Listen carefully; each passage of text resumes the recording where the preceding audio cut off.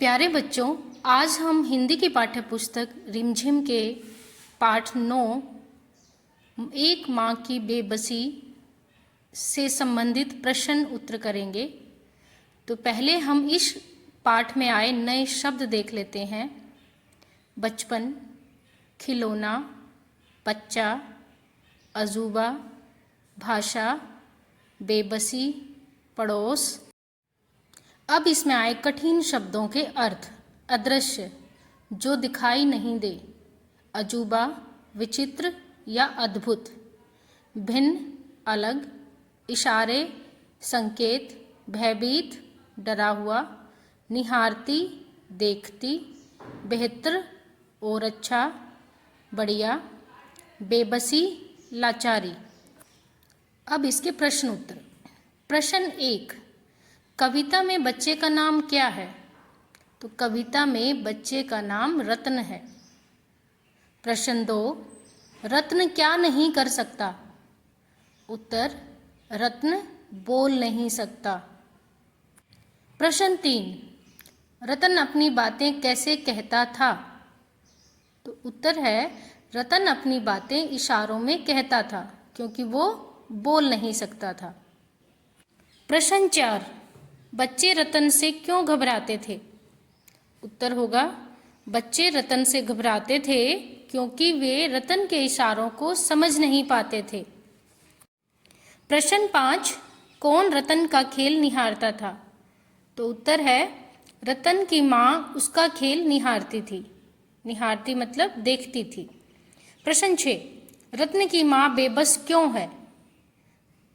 उत्तर, अपने बेटे को बोल सकने में असमर्थ देखकर रत्न की माँ बेबस है क्योंकि उसका वो बेटा बोल नहीं सकता तो वो असमर्थ है।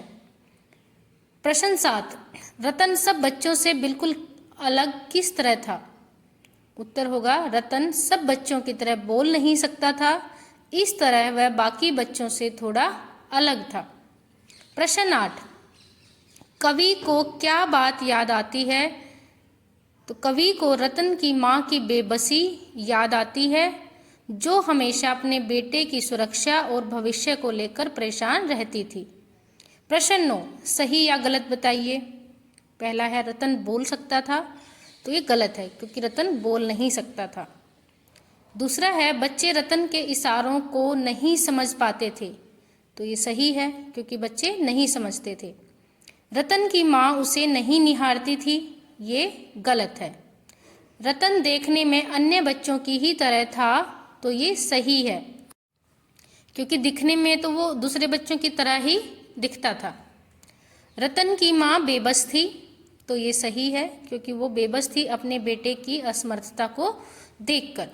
प्रश्न 10, बे और अ लगाकर शब्द बनाएं।